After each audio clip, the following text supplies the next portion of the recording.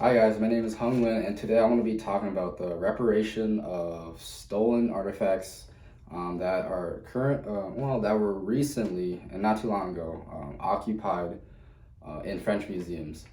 So basically, just to give some context and just some explanation, what is reparation? Reparation is the action of returning, something that is not yours to the original owner. So, in the context of museums and stolen artifacts, basically, French museums recently, not too long ago in the past decade, passed legislation to return um, stolen artifacts that was retained during the colonization era of France, in which France colonized many different countries. Um, but yeah, no, the government recently are making efforts on trying to return artifacts that did not belong to them back to original countries and original indigenous communities.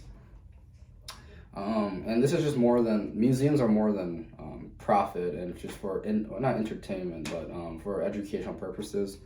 Um, the French government believe that most of their artwork or most of the artifacts that belong to different countries should not all be in France, but should be, a part of them too, and that the original community should also be able to have those artifacts that represent their culture and not in a different country.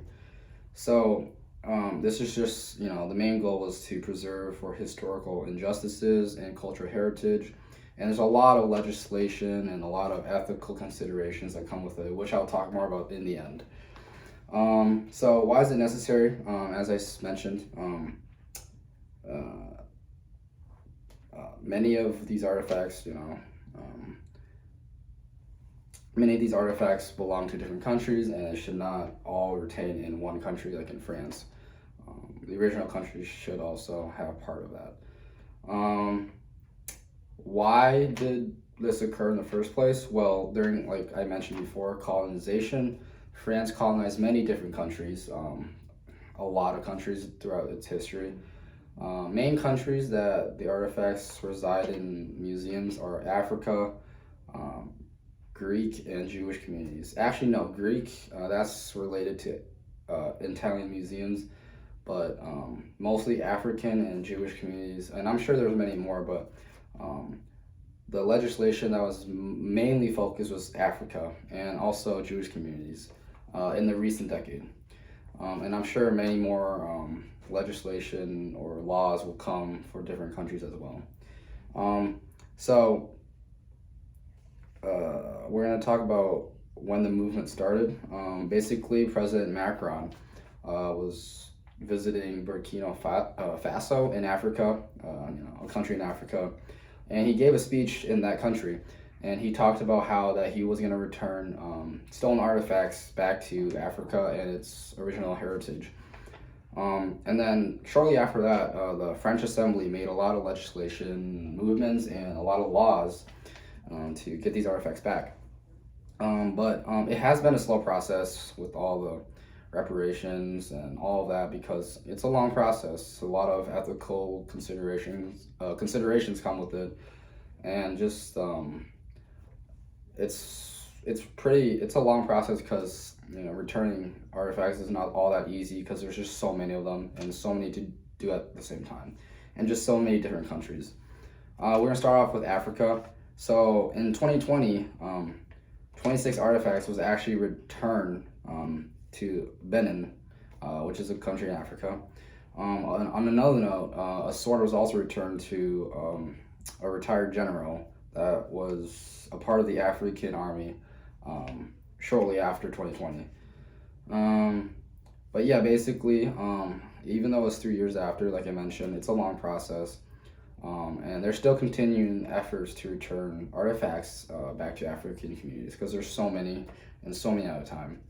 On another note, Jewish communities, as I mentioned before, so basically with Jewish communities during World War II, during the anti-Semitic persecution, Germany or the Nazi army and Hitler basically looted a lot of Jewish artwork and, you know, deemed these artworks as degenerate and didn't belong in German museums. So it was looted, and these artworks basically ended up and was sold to buyers in neutral countries. And in the end, French was able to attain these artworks and put it in their museums, as buyers would sell it for a lot of money to museums and gain profit from that. But yeah, no, it was taken away during the Holocaust, which was between 1933 and 1945, during World War II and the Holocaust, which is a familiar event everyone knows. On another note, outside of France, Italy also, Italian museums also have a lot of stolen artifacts. For example, the big famous museum, the Louvre, which is the famous museum. They also have a lot of stolen ancient Greece artifacts that belongs to a lot of Greek communities and Greek cultures and their heritage.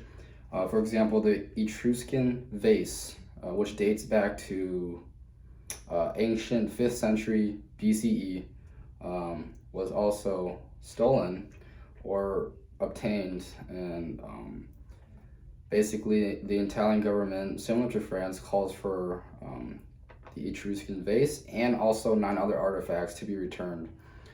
That was confiscated between 1982 and 1998, also during the era of colonization. But I added this country not relating to France because I believe that it's also bigger than just France itself. It's a bigger problem globally, and it creates a domino effect of, should all museums do this? Should all countries do this? Not just France. But it's important to remember that France, had the guts to start the movement and to make that action and make affirmative action to return artifacts. So now I'm going to talk about the legislation and ethical and all the just problems that go with this. So basically, first of all, it creates a Pandora's box, and that meaning that once one museum returns artifacts, does that mean that every museum has to return these artifacts? And in the end, does that really, what defines a museum? Will museums be even existed in the end if all artifacts are going to be returned? What's the point of the museums, since it's for educational purposes? That's why many people argue that museums are not a bad thing. It's for the educational purposes for the public, and that ancient artifacts should be for everyone to see and should be everyone to be able to learn about the history.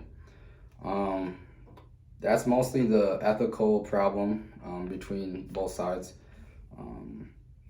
But another note is also, if we return these artifacts to these original indigenous communities or original countries, will they be able to have enough profit or enough abilities to protect and preserve these ancient items? Because the museum's jobs are basically to protect and preserve these items until so that they basically last longer. So another concern is just will other original indigenous communities and original countries be able to do that? So that's one big problem too, as well, that a lot of people talk about.